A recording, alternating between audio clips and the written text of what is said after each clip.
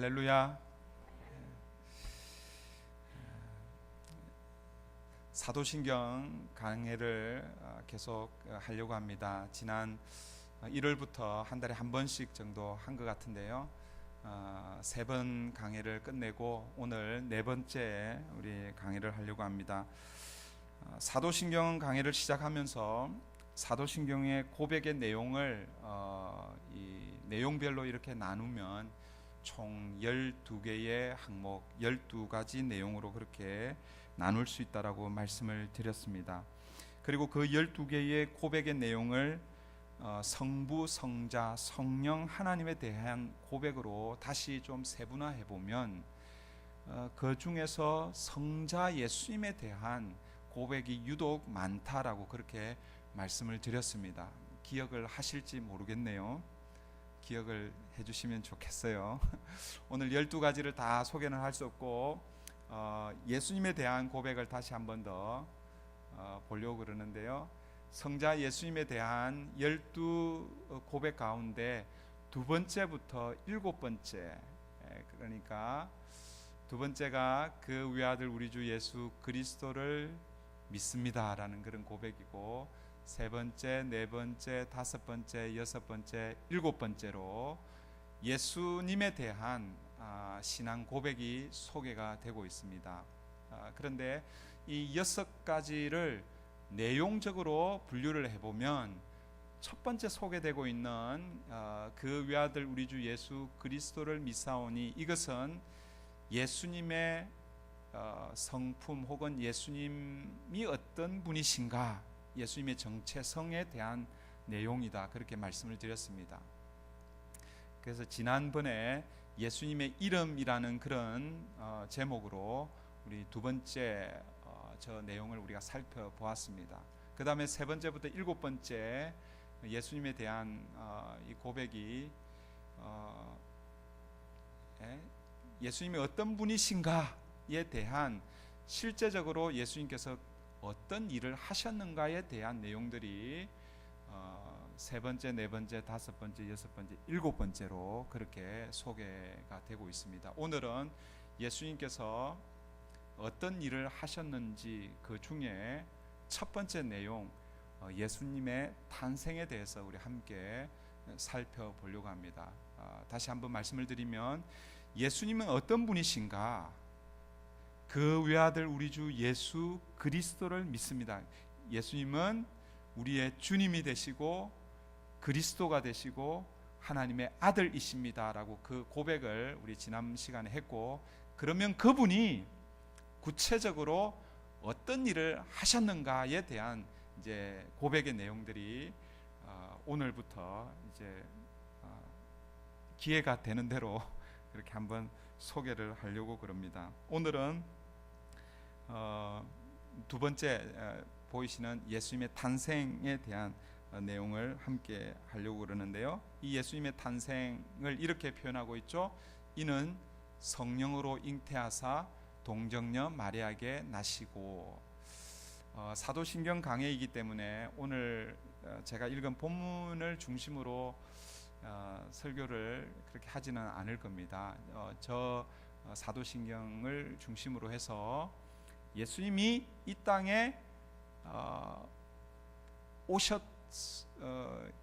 하신 일 중에서 첫 번째 하신 일이 예수님께서 우리에게 오셨다라는 것입니다. 그것을 오늘 우리의 표현으로 하면 예수님의 탄생이라고 그렇게 표현을 할 수 있을 것입니다. 여러분, 성령으로 잉태하사 동정녀 마리아에게 나시고라는 이 표현, 이 고백은 예수님의 독특하고도 특별한 탄생을 우리에게 알려주고 있습니다. 그러니까 이 고백은 그냥 예수님이 성령으로 잉태하사 동정녀 마리아에게 나셨구나, 뭐 이런 그냥 매주마다 외우는 그렇게 지나가 버리면 안 되고, 우리가 기억해야 할 것은 예수님께서 성령으로 잉태하시고 그리고 동정녀 마리아에게서 나셨다라는 것을 뭐예요? 우리가 어떻게 하는 거예요? 믿음으로 고백하는 것입니다. 이 고백은 예수님께서 성령으로 잉태하사, 이 말은 예수님은 완전한 하나님이시다라는 그런 의미이고, 그리고 동시에 예수님께서 동정녀 마리아에게 나셨다라는 이것은 동시에 예수님은 완전한 인간이다라는 이런 고백이라는 것입니다. 그래서 사실 오늘은 PPT를 많이 준비를 안 했습니다. 이제 보여주는 이게 이제 전부 다인데, 예수님에 대한 신앙 고백 두 번째가 성령으로 잉태하사 동정녀 마리아에게 나시고, 이것을 나는 예수님을 믿습니다. 그런데 그 예수님의 탄생에 대한 무엇을 믿는가라는 것을, 이걸 이제 그림을 보시고 잘 기억하시면 좋겠어요. 글자가 작아가지고 잘 안 보이겠는데 그래도 같이 한번 읽어볼게요. 나는 예수님의 탄생에 대한 어떤 내용을 믿는가. 앞에 걸 한번 읽어볼까요? 시작. 예수님은 성령으로 잉태되셨다. 그것은 어떤 뜻이냐 하면 뭐예요? 완전한 하나님이시다. 그리고 예수님은 동정녀 마리아에게 나셨다. 이 뜻은 완전한 인간이시다. 이 신앙 고백은 이 두 가지 그림을 가지고 있다라는 거예요. 그냥 성령으로 잉태하사 동정녀 마리아에게 나시고 지나가는 것이 아니라, 이 고백 안에 예수님은 완전한 하나님, 신성을 가지고 계신 분이심과 동시에 또 뭐예요? 완전한 인간이시다라는 이런 고백이라는 것입니다. 예수님은 온 세상 그리고 온 우주에서 가장 독특하게 존재하시는 분이십니다. 신들은 신들이 존재하는 존재 방식이 있고, 또 피조물은 피조물이 존재하는 방식이 있습니다. 그러니까 피조물은 절대로 신들이 존재하는 방식으로 존재할 수 없습니다. 그리고 또 신들은 피조물이 존재하는 방법으로 그렇게 존재하지 않죠.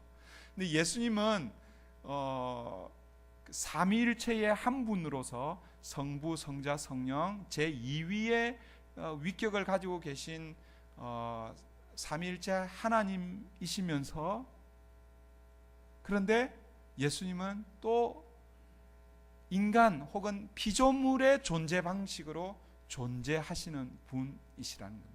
그래서 이 온 우주에서 예수님과 같은 존재 방식으로 존재하시는 분은 없다라는 것입니다. 한번 생각해 보세요. 우리 성부 하나님이 하나님이시잖아요, 그죠? 성부 하나님은 어떻게 존재하시는 거예요? 신으로만 존재하시는 거예요. 성부 하나님은. 마찬가지로 성령 하나님도 어떻게 존재하시는 거예요? 신으로만 존재하시는 거예요. 그런데 성자 예수님은 어떻게 존재하시는 거예요? 신으로 존재하실 뿐만 아니라 뭐예요? 인간의 몸을 입으셔서 피조물인 인간의 존재 방식으로 그렇게 존재하신다라는 것입니다. 그러니까 오직 예수님만, 성부, 성자, 성령 이 삼위 중에 예수님만 신성과 인성을 함께 가지고 계신 분이라는 것입니다. 그 말은 예수님은 완전한 하나님이신 동시에 완전한 인간이시다라는 그런 의미이죠. 그러므로 예수님이 이 땅에 오시는 방식, 그리고 예수님의 탄생은 보통 인간이 출생하는 방법과는 다르다라는 그런 의미라는 것입니다. 하나님으로 존재하시던 성자 예수님께서 하나님으로서의 신성을 그대로 가지고 계시면서 뭐예요? 또 완전한 인간이 되어야 하는 그런 출생으로 예수님께서 이 땅에 오셨다는 것입니다. 그러면 어떤 방법으로 그런 출생이 가능한가? 성경은 어떤 방법으로 가능하다고 말씀하고 있습니까? 성령으로 잉태되는 것입니다. 오늘 본문과 그리고 누가복음 1장에 예수님의 잉태, 예수님의 탄생에 관한 이 이 기사가 마태복음 1장과 누가복음 1장의 이 두 군데에서 소개가 되고 있습니다. 누가복음 1장에서는 천사가 마리아에게 성령 수태, 성령으로 잉태될 것을 알려주시는 장면이고, 오늘 우리가 읽은 이 장면은 그 남편인 요셉에게 마리아가 잉태한 그 잉태의 사건은 성령으로 잉태된 사건이라는 것을 알려주는 그런 사건이죠.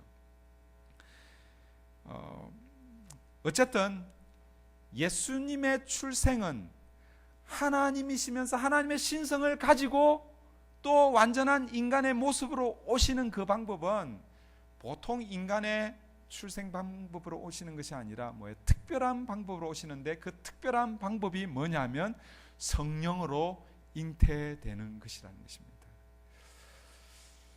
성령으로 잉태된다는 게 그러면 무슨 뜻인가? 성령님께서 이런 표현을 쓰면 좀 될지 모르겠네요. 남자의 역할을 하셨나? 이렇게 오해를 하실 수가 있습니다.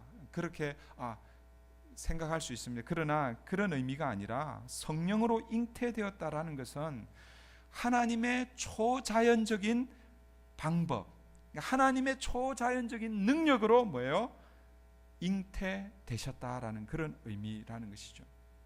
그래서 성령의 잉태와 그 결과로 예수님께서 동정녀의 몸을 입으시고 태어나시는 것, 이 예수님의 탄생은 초자연적 사건 속에서 예수님의 신성과 예수님의 인성을 고스란히 안고 태어나시는 그런 사건이라는 것입니다.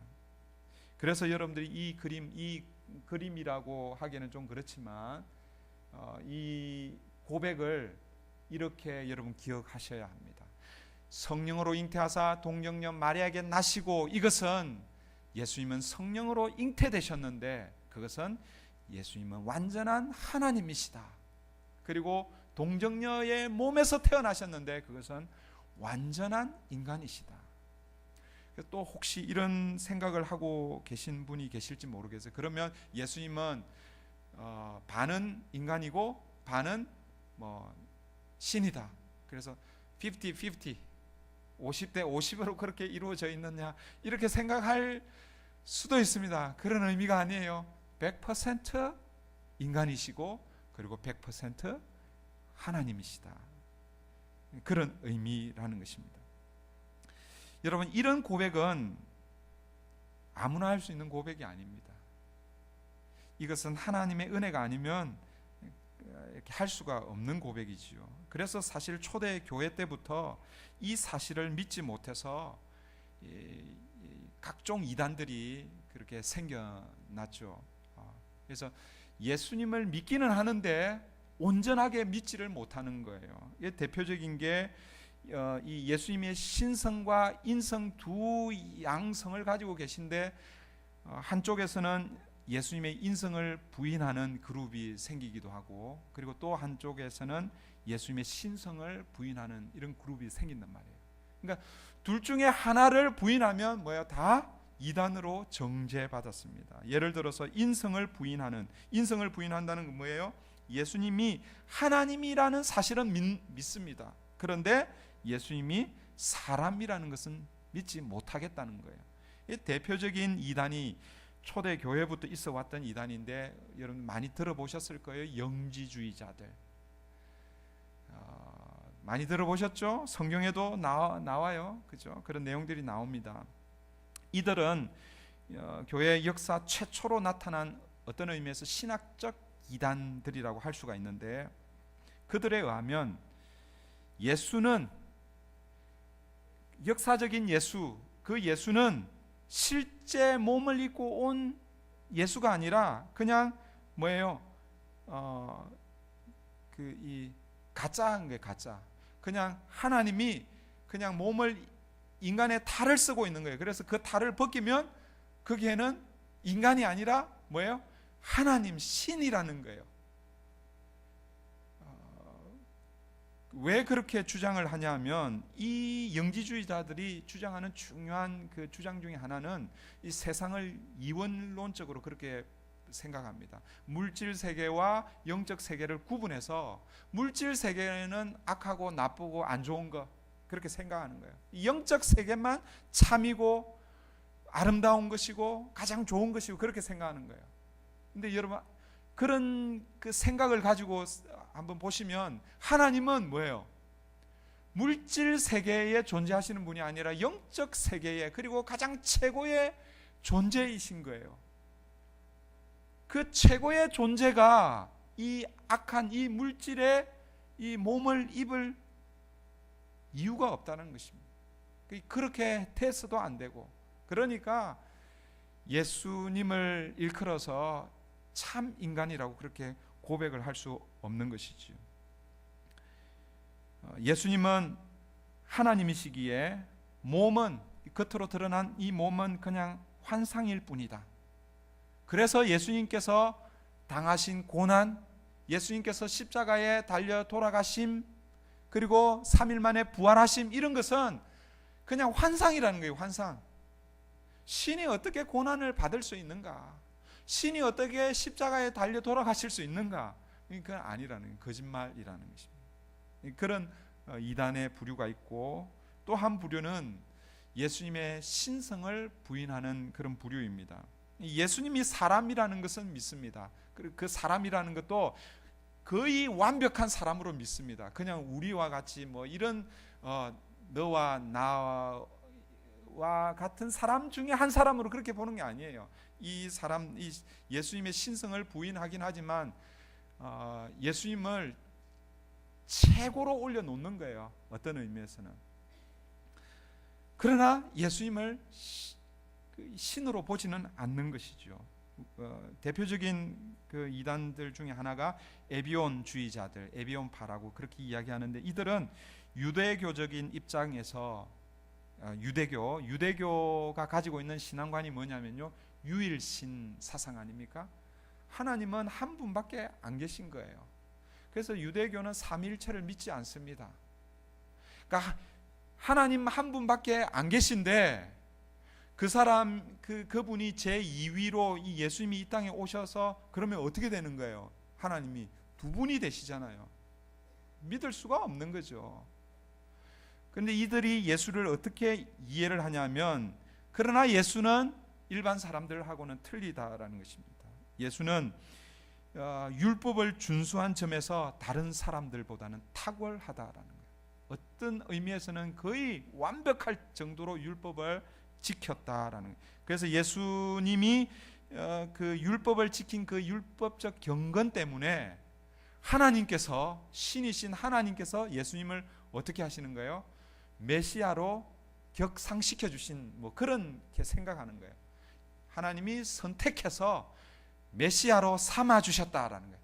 그러나 예수님이 메시아로 삼으셨지만, 그러나 그 메시아가 신은 아니다라는 그런 의미예요. 거의 한 90% 그렇게 믿는 거예요. 그런데 이런 부류들이 뭐예요? 다 이단으로 정죄를 받게 되는 것입니다. 예수님의 신성과 인성, 그 중에 어떤 한 가지라도 부정을 하게 되면 이단으로 정죄를 받고, 지금도 우리 개신교 전통은 예수님을 완전한 하나님 그리고 완전한 인간으로 그렇게 믿고 있습니다. 성경에 예수님의 신성과 예수님의 인성을 동시에 아주 강하게 그렇게 증가하는 본문들이 많이 나와 있습니다. 예수님은 완전한 인간이셨습니다. 그 말은 뭐냐면, 인간이 경험하던 모든 인간적인 어떤 그런 감정, 이런 것들을 다 경험하시는 거예요. 성령으로 잉태되시긴 하셨지만 뭐예요? 마리아 뱃속에 9month, 만 9개월, 우리 한국적인 개념으로 하면 10개월 후에 뭐예요? 태어나시는 거예요. 출생을 경험하시고 어린 유아 시절을 지내시고 하는 이런 부분들이 성경에 많지는 않지만 다 나오잖아요. 예수님께서 때로는 배고프심을 경험하셨고, 목마름, 피곤하심, 기쁠 때는 기뻐하셨고 또 슬플 때는 슬퍼하셨고 때로는 눈물도 흘리셨고 때로는요 심지어 화도 내셨어요. 분노도 하시고 놀라시고 이런 인간이 경험하는 다양한 감정들 이런 것들을 뭐예요? 다 경험하셨어요. 심지어는 무엇도 경험하셨어요? 죽음도 경험하셨어요. 그런 면에서 보면 예수님은 완벽한 인간이라는 것입니다. 그러나 예수님은 인간이시면서도 또 성경에서는 예수님께서 하나님이심을 또 계속해서 드러내주고 계십니다. 요한복음 우리가 잘 아는 요한복음 1장 1절 암송하잖아요. 태초에 말씀이 계시니라 이 말씀이 하나님과 함께 계셨으니 이 말씀은 곧 하나님이시라. 거기서 말씀은 누구를 가리키는 거예요? 예수님을 가리키잖아요. 그래서 요한복음 1장 14절에 가면 말씀이 육신이 되어 신이신 하나님 그분이 뭐 인간의 몸을 입고 오시는 인카네이션 이런 경험을 이제 하게 되는 것이죠. 어쨌든 예수님은 하나님이시다라고 그렇게 고백합니다. 요한복음 5장 10장 그리고 8장 이런 데 보면 예수님께서 하나님을 내 아버지라고 이렇게 부르십니다. 그러시면서 이렇게 얘기하시는 거예요. 아버지와 나는 하나다. 여기서 이 하나다라는 이 하나라는 의미는 본질에 있어서 똑같아 이런 뜻입니다. 그러니까 하나님이 가지고 계신 본질이 뭐예요? 신이시라는 거예요. 하나님의 신성의 그 본질을 예수님께서 동일하게 가지고 계신다라는 그런 의미라는 거예요.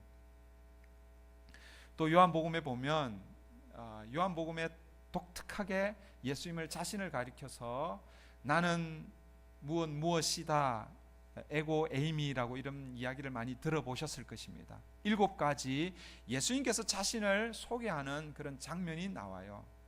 이것을 신적 표현이라고 이렇게 이야기합니다. 무슨 얘기냐면 하나님께서 출애굽기 3장에서 모세에게 자신을 드러내실 때에 자신을 소개할 때에 나는 나다라는 이런 표현 I am that I am 그 우리말 번역에서는 나는 스스로 있는 자다 이렇게 번역을 하고 있죠. 그 말은 뭐냐면 나는 나다라는 거예요. 예수님께서 하나님께서 자신을 표현한 그 표현을 그대로 신약에서 예수님이 그렇게 해서 표현을 하고 있는 거예요. 그 말은 뭐냐? 예수님은 하나님이시라는 그런 의미라는 것이죠.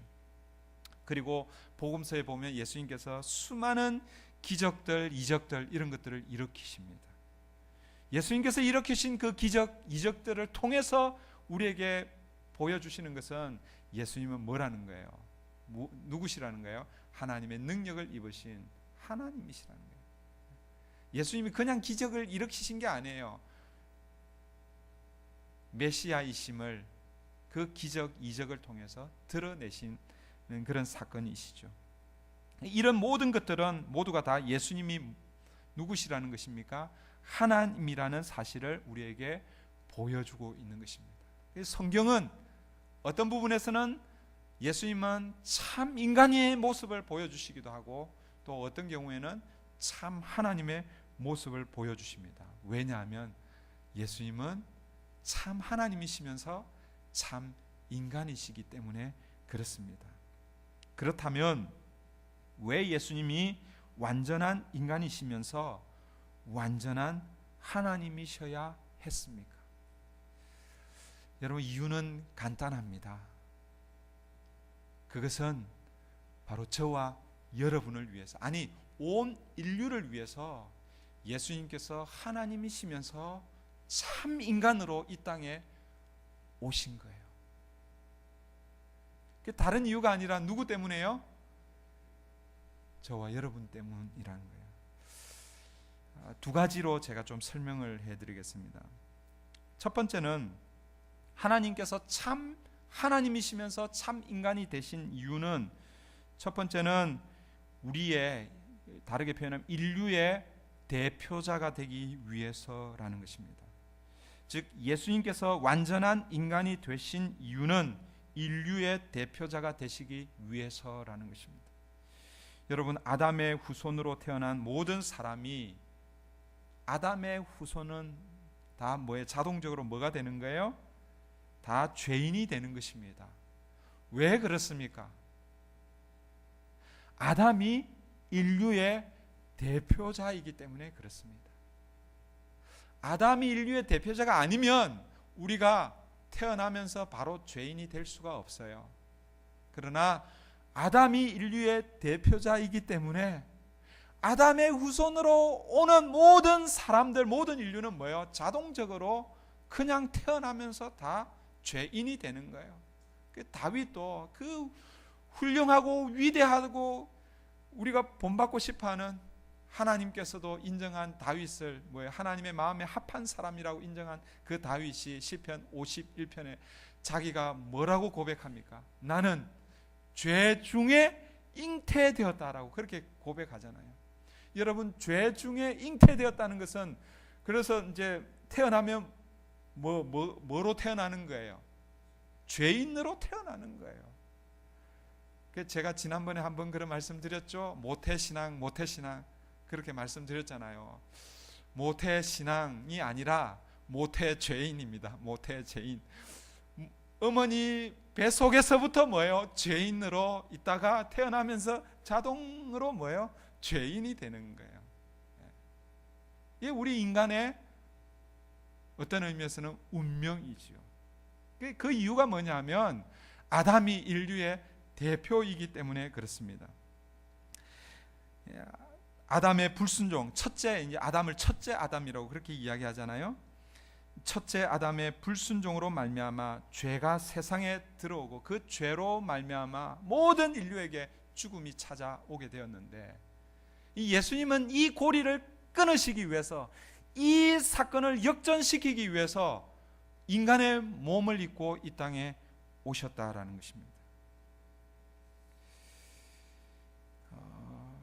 그래서 예수님께서 첫째 아담이 불순종으로 말미암아 모든 인류에게 죄가 전가되는 그 일을 했다면, 예수님은 둘째 아담으로 이 땅에 오셔서 이제 새로운 인간의 대표자가 되셔서 예수님의 순종으로 말미암아 우리가 이제는 뭐가 되는 거예요? 첫째 아담을 통해서 우리가 뭐가 됐어요? 죄인이 되었는데, 이제 둘째 아담 예수 그리스도를 통해서 이제 뭐가 되는 거예요? 의인이 되는 거예요. 그 예수 그리스도의 의를 덧입게 되는 것이죠. 이 사실을 사도 바울이 로마서 5장에서 아주 잘 정리해 주고 있습니다. 로마서 5장 우리 같이 한번 펴서 한번 읽어볼게요. 중요한 구절이기 때문에. 로마서 5장입니다. 로마서 5장 중요한 구절이 참 많은 장인데 그 중에서 17, 18, 19절을 같이 한번 읽어볼게요.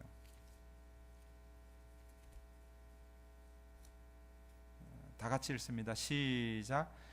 아담 한 사람의 범죄 때문에 그 한 사람으로 말미암아 죽음이 왕노릇하게 되었다면, 넘치는 은혜와 의의 선물을 받는 사람들은 예수 그리스도 한 분으로 말미암아 생명 안에서 왕노릇하게 되리라는 것은 더욱더 확실합니다.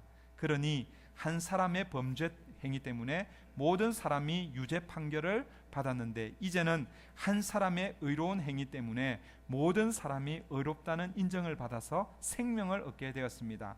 한 사람이 순종하지 않음으로 말미암아 많은 사람이 죄인으로 판정을 받았는데, 이제는 한 사람이 순종함으로 말미암아 많은 사람이 의인으로 판정을 받을 것입니다. 이 한 사람 한 사람 이 순서를 헷갈리면 안 돼요. 첫 번째 이야기하는 이 한 사람은 누구를 가리키는 거예요? 첫째 아담, 첫 번째 인류를 대표했던 아담을 이야기하는 거. 그 다음에 나오는 한 사람 누구를 가리키는 거예요?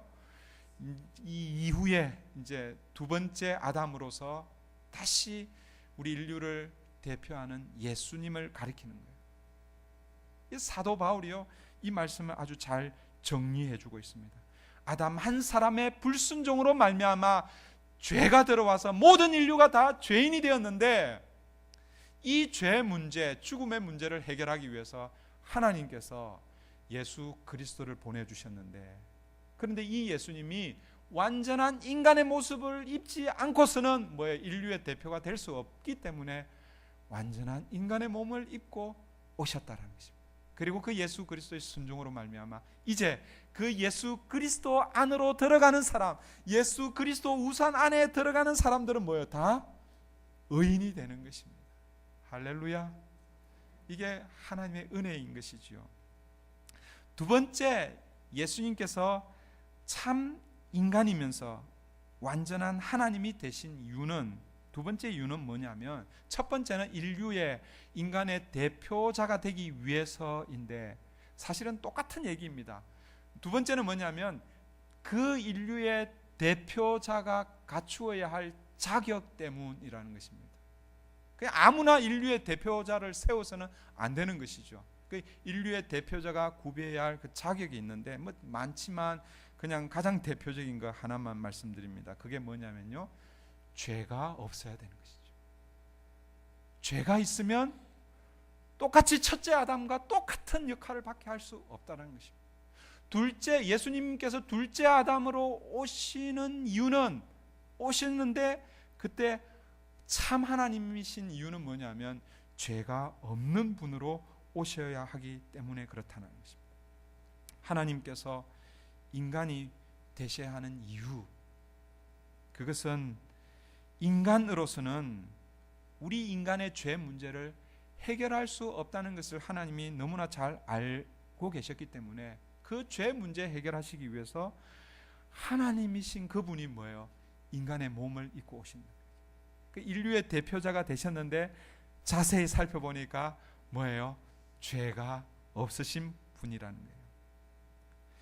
그래서 하나님께서 인간의 몸을 입고 오신 것입니다. 그러므로 인간의 몸을 입으신 이 예수님은 완전한 인간이시면서 또한 완전한 신성을 가지신 분이십니다. 그 방법이 뭐라는 거예요?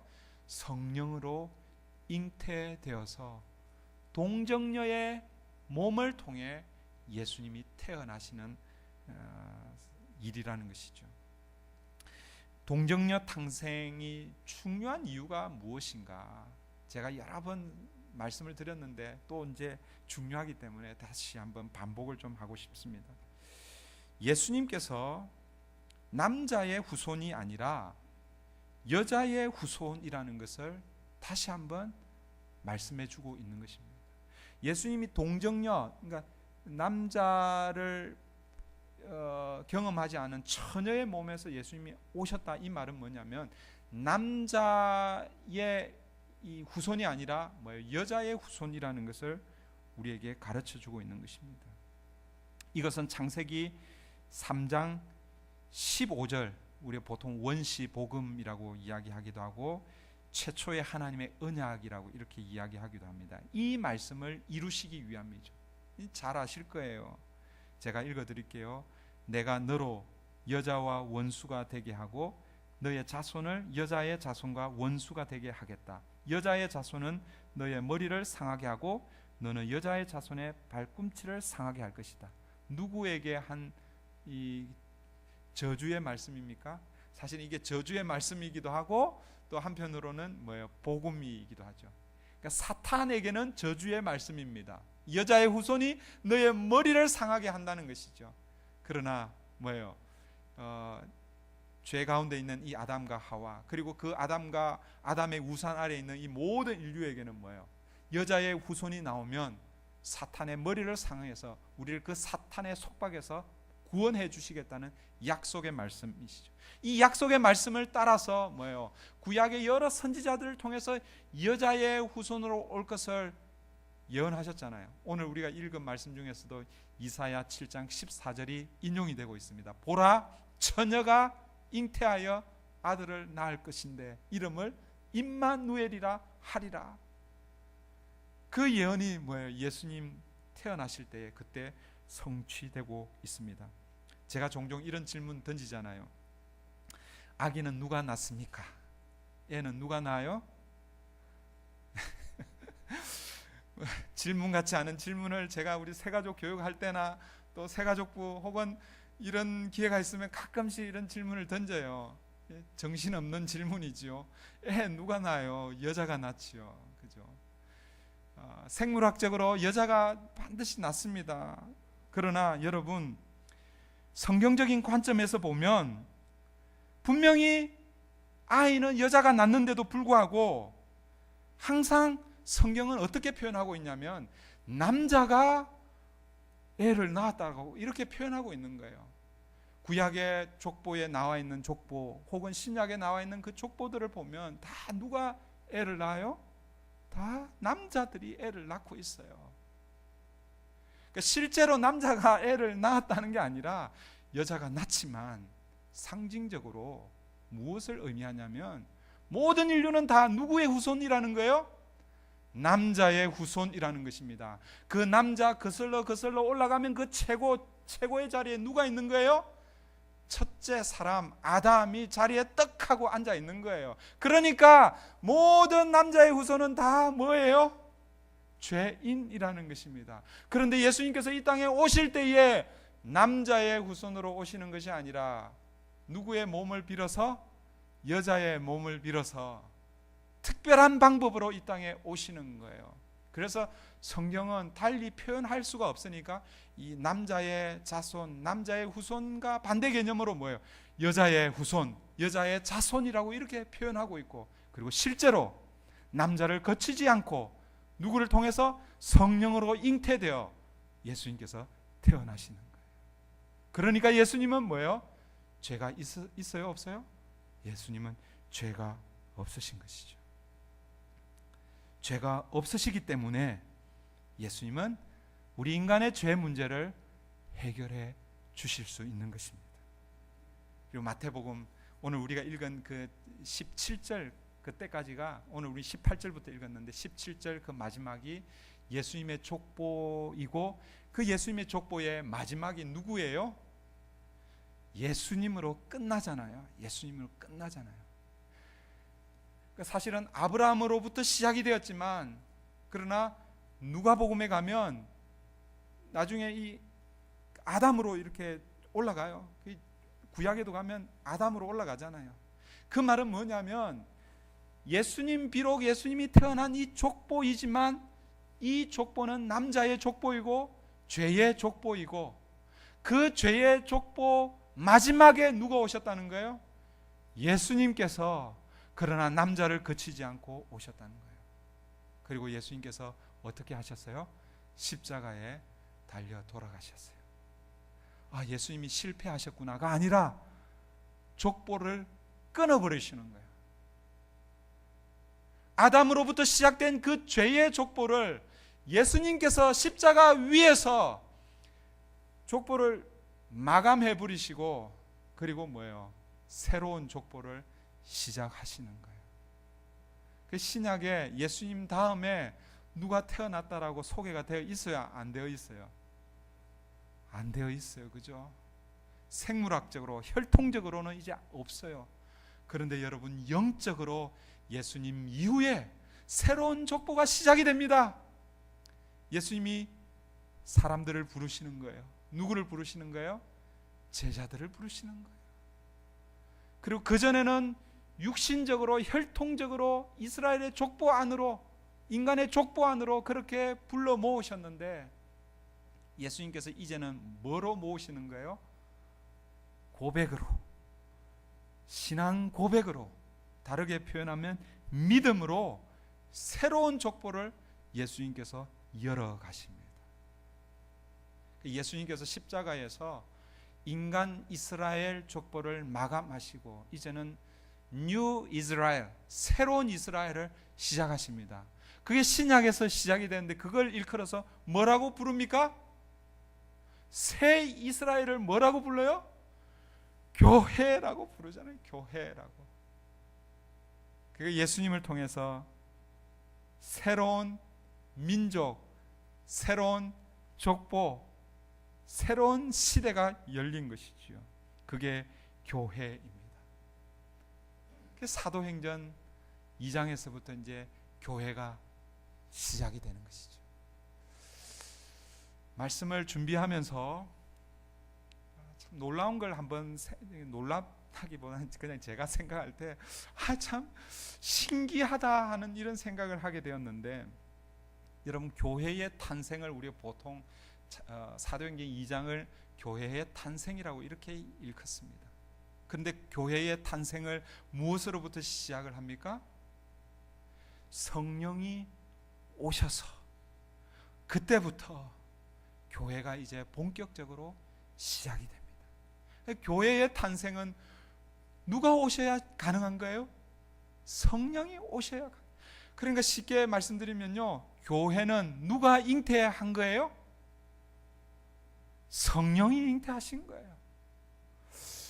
좀 이상하지 않아요? 예수님을 누가 잉태하셨어요? 성령이 잉태하셨어요. 근데 교회를 또 누가 잉태하셨어요? 성령님이 잉태하시는 거예요.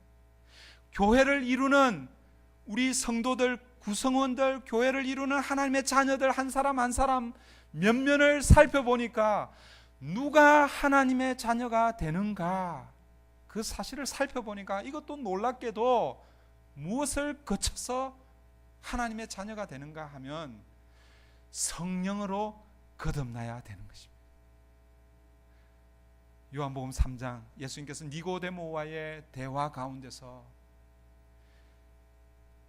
네가 거듭나지 아니하면 하나님 나라를 볼 수 없다라고 예수님 얘기하셨잖아요. 그때 니고데모가 그런 얘기하잖아요. 아니 예수님, 저는 어른인데 어떻게 다시 어머니 뱃속에 들어가서 태어납니까? 이렇게 얘기하니까 예수님께서 뭐라고 말씀하셨어요? 물과 성령으로 나지 아니하면 하나님 나라에 갈 수 없다라는 거예요.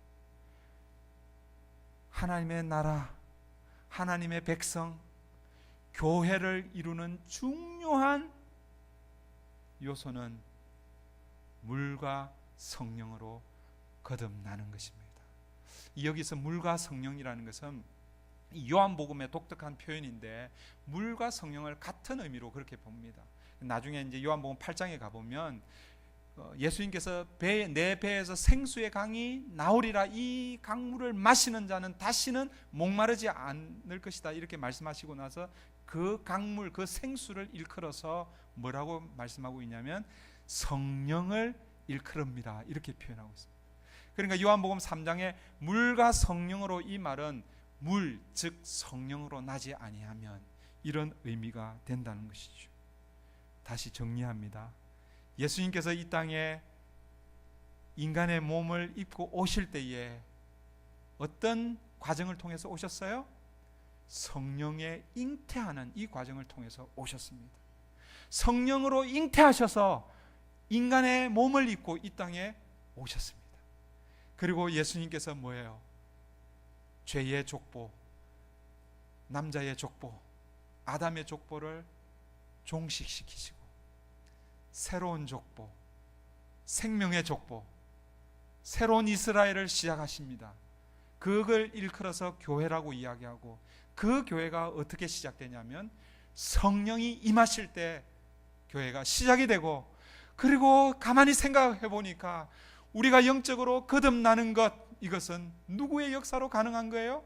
성령의 역사로 가능한 것입니다. 그러고 보면 오늘 저와 여러분이 하나님의 자녀가 된 것, 누구의 능력입니까? 성령의 능력입니다. 말씀을 정리하겠습니다. 오늘 우리는 예수님의 탄생에 대해서 우리 함께 공부했습니다.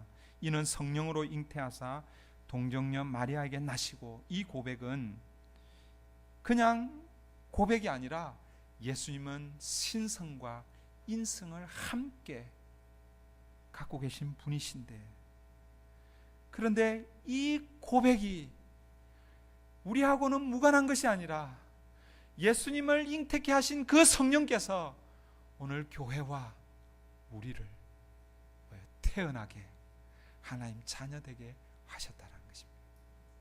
그런 의미에서 우리 선화목자 장로교회는요, 날마다 성령 충만해야 돼요. 또 우리 교회를 이루고 있는 저와 여러분들은 날마다 성령 가운데 내주해야 되는 것입니다. 그래야 뭐예요? 하나님의 자녀이고 하나님의 교회이고, 그래야 이 땅을 승리하는 줄 믿습니다. 그런 은혜가 저 여러분 가운데 있기를 바랍니다.